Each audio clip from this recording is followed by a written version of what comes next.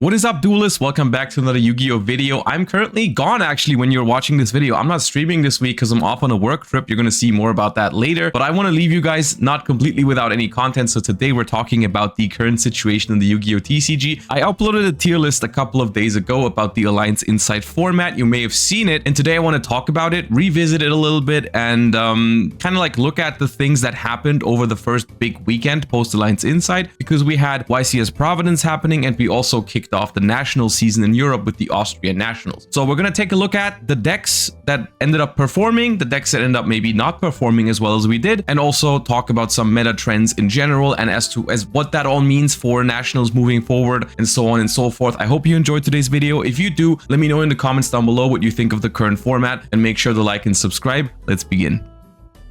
Alright, so as a baseline, just in case you haven't seen the video, this is the tier list I posted and recorded on stream like a week and a half ago or just a week ago. I don't know exactly. I put MALISS and Mitsurugi in top tier, some of the combo decks in strong contender alongside Ryzeal and Blue Eyes, and then a whole bunch of like there's a solid middle of the pack of decks I felt like. And we're going to take a look at the results for YCS Providence and Austrian nationals and see if any of that held up. And I actually think, like most of the time when I make a tier list early on in a format, I tend to be right about some things, but also there is always things that end up surprising me and end up playing out a little bit differently. The one thing I feel like I did well on this time around is identifying the two top dogs of the format, which is MALISS and Mitsurugi. Because if we do take a look at YCS Providence results over here, MALISS and Mitsurugi very close to each other in top cut representation, 12 MALISS, 11 Mitsurugi. I will say I was not expecting them to be this close. I thought that MALISS was a little bit hyped more than Mitsurugi, and I was also personally more worried about MALISS than Mitsurugi going into this format. And this even further exaggerates if we take a look at Austrian nationals, where only a single MALISS made it into the top 16. Now, Austrian nationals was a smaller tournament. They had right around almost 400 duelists entering, but Mitsurugi definitely outperformed MALISS at the Austrian nationals, and of course is also the deck that ended up taking YCS Providence. Charlie Fudge won YCS Providence with Mitsurugi Ryzeal. The last MALISS was eliminated in top 4, where it was already basically dominated by Mitsurugi because it had 2 representatives in top 4. So it's really kind of like the breakout performance of the weekend is Mitsurugi doing better than MALISS. And that's the first thing I want to talk about, because I think people expected it to be the other way around. You know, we expected both decks to perform. We did not expect Mitsurugi to outperform MALISS. At least that's how I felt like. I don't know if everyone else was predicting this, but I thought this may have been the time for MALISS to win a YCS. And this is where I want to start by saying I don't think this means that MALISS is bad by any means. I think MALISS being the most represented deck in top cut at YCS Providence still means a lot. It still goes to show that the deck has improved a lot from Alliance Insight. The deck is way more consistent now, plays through hand traps a lot better.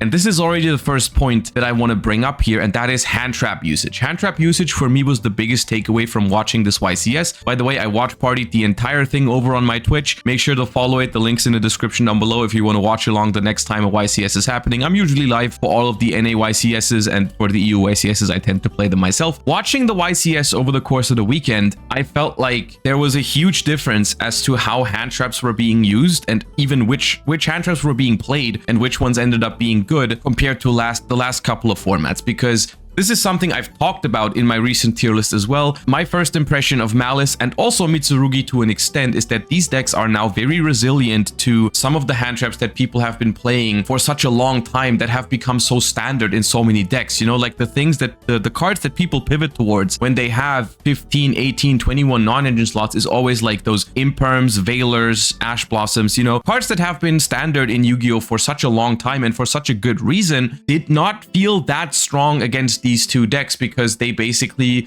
operate slightly differently, and MALISS is like now so full of extenders that will outplay those cards. Very often they did not feel that great. We saw Imperm a lot, because Imperm feels very good if you can pair it up with Dominus Impulse, which is another hand trap that's obviously exceptional against those decks, but not every deck can play it. But Imperm also decreased in usage. Veiler was kind of rare during the streams, and if it appeared, it actually felt very non-consequential. And the big takeaway from this is we're going to take a look at some of these deck lists. We've talked about this all the time during the broadcast. Bold Charmies were the #1 takeaway for me this weekend as to like the presence of these cards in the format. Now, of course, it is no news to anybody that Mold Charmies are good cards, right? But it's definitely unusual that people like Shunping here, who got second at YCS Providence, is main decking 7 Mold Charmies. And this is not an outlier. You know, we see Aditya here in top 4, main decking 5 Charmies, side decking 2 more.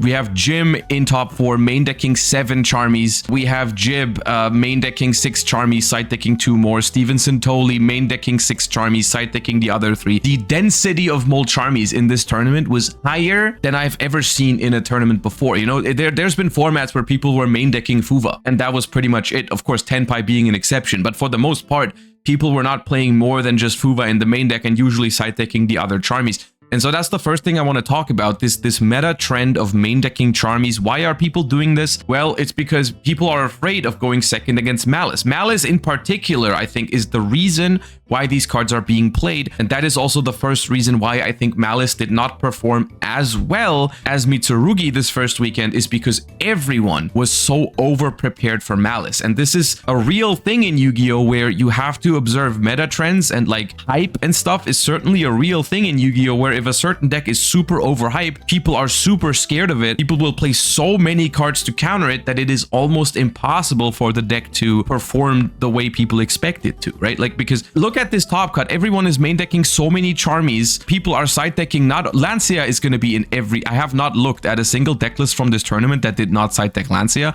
but even Chaos Hunter is a card that has been pretty popular in a multitude of different side decks as well. So people are main decking Charmies, side decking Lancia, side decking Chaos Hunter, side decking more Mold Charmies as they're already main decking. This is just a hard environment for MALISS to perform in, of course, you know? The other thing is, this is an environment that Mitsurugi thrives in. Now, of course, Joel and Lockbird was also a very popular card. Speaking of silver bullets, I suppose, against those two decks. But Droll and Lockbird is like the only silver bullet hand trap against Mitsurugi, because all the Charmies all the way through the broadcast have not seemed that great against Mitsurugi. All of them are useful against it. You know, like you can use a Fuvalos, you can use Perulia, you can use Meows against it. They have applications, but none of them feel as impactful as they do against MALISS. So the approach that a lot of people have been taking in their main decks seemed to be play as many Charmies as you can afford. And when you're going second against MALISS, instead of trying to stop them from playing with like Veilers and so on and so forth, you just use a Charmy to discourage them from making the full combo, basically, whether you're ending on the new Allied Code Talker or let it be the new Bomber Dragon technology or whatever. You're trying to discourage the opponent from ending on that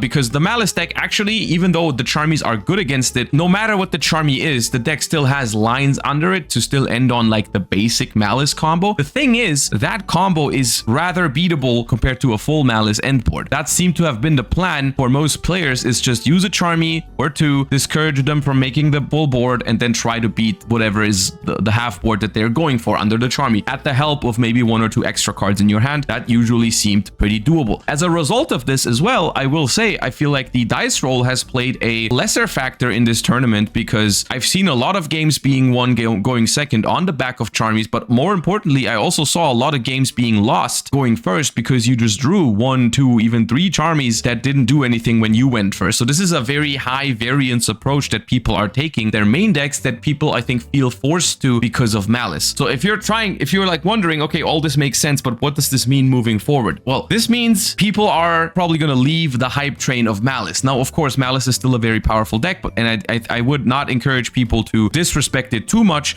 But I think if the trend goes towards more people picking up Mitsurugi instead, or just more people also believing in Ryziel more, because Ryziel actually was a deck that I feel like was super underrated moving into this. I rated it fairly high in this tier list that I made, and I think most people just thought it was dead, and it was still the 3rd best performing deck in this YCS with 4 top cut spots, which is decent. Different variations as well. There was a Fiendsmith Ryziel getting 2nd place, 2 pure Ryziels, as well as 1 heraldic Ryziel actually. If people pay more attention to Mitsurugi and Ryziel variations and start maybe taking out like the Meowls from the main deck or like moving more Drolls into the main deck to cover for Mitsurugi and so on and so forth. I think that's something where MALISS could potentially thrive and maybe take a tournament, but at the moment it seemed rather hard to just take it all the way. A lot of people were topping with MALISS, but the thing is just at some point in Top Cut, you're bound to run into a Lancia, a Molcharmy combination, or like a Chaos Hunter that just ends your tournament run, right? That's just bound to happen if everyone is playing so many of those cards. If the trend is like a little bit away from MALISS, a little bit towards Mitsurugi, I think we could maybe go back in a direction where you play less Charmies and maybe less Silver Bullets against MALISS, even though I would not disrespect it completely. At this point, I think what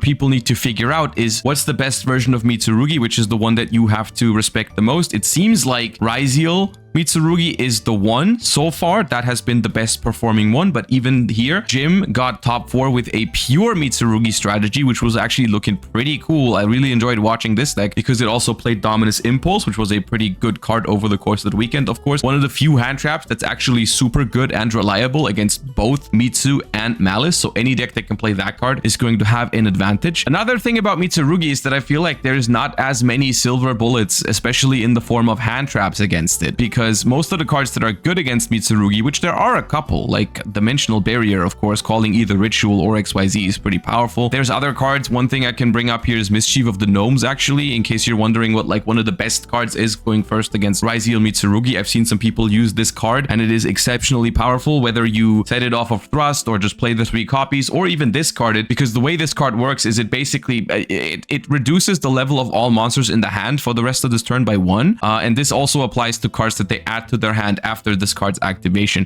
What this does is it makes all of the Ryziels level 3, which makes it even after they hit the board, which means it's basically impossible to perform Exceed Summon with them. But even more importantly, it also messes up the Ritual Summon part of Mitsurugi, because the Mitsurugi Ritual spell, well, there's 2 Ritual spells, but the main Ritual spell that they're trying to use 2 times per turn requires you to exactly match the level of what you're trying to Ritual Summon. You cannot like overpay for it. So what this does is no matter which mode of the Mitsurugi Ritual spell you're using, it's not going to work out, because if you're trying to summon a Ritual monster from your hand, it's going to be level 7, and you don't have reptiles in your deck that combine to level 7, because Mischief only affects the cards in your hand. If you're trying to summon a Ritual from your deck, that is going to be level 8, but you cannot match level 8 when all of your reptiles in your hand are either level 7 or 3. So this card is very, very impactful against specifically Mitsurugi Ryziel, even better than Dimensional Barrier. But the thing about this card is it only works going first, which that's still, it's a good card and it's definitely annoying to go up against, but it doesn't solve the deck being very strong going first. Basically, when the deck is going first, all you have access to is like Droll and Lockbird, and even that is not always reliable, as we've seen. You know, Droll and Lockbird, they have ways to play around it. You know, obviously the deck can play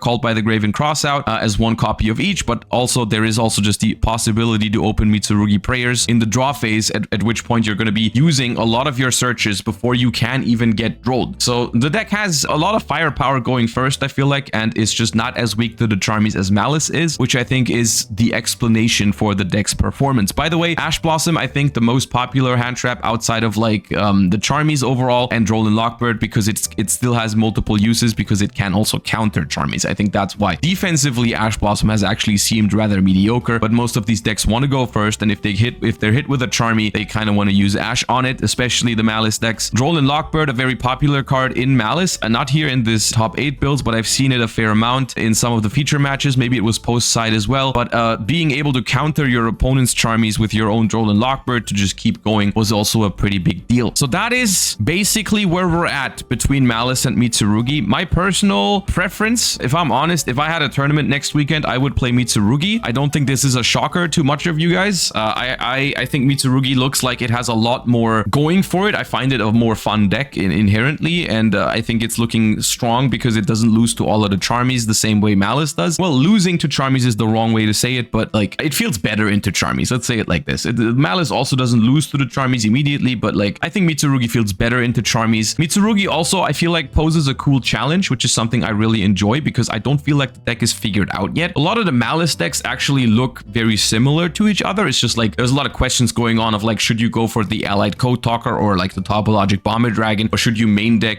which amount of the traps should you main deck, should you play allure? But it's very basic questions. Ultimately, most of the lists look very similar. For Mitsurugi, I saw a lot of stuff all over the place. Pure Mitsurugi, Ryziel Mitsurugi with Ryziel packages in different sizes. Do you play pre-prep? Do you play Fiendsmith? You know, people have been playing Fiendsmith Mitsurugi. This is the deck that won Austrian Nationals. If you get Droll Lockbirded and you have 2 monsters on the board, you can still pivot into the Fiendsmith cards to make Caesar, which is a pretty good card against Malice. That's been a successful version of the deck here. That was actually a mirror match in the finals with no Ryziel cards involved. That was cool. Ogdodic Ryziel got top 4 at Austrian Nationals as well. So that's kind of tempting for me, is that there's a lot to explore there. And maybe that's where I feel like maybe you can gain an edge over other people, is if you can figure out the best way to play Mitsurugi. So that's currently what I have my eyes set out for, is trying to experiment with different Mitsurugi variants, because I just thought it looked very fun as well. I think Malice will remain a powerful force in the format, but maybe there's going to be less hype about it. Eventually, that might lead to people preparing more for Mitsurugi as opposed to Malice, which then could give an opportunity to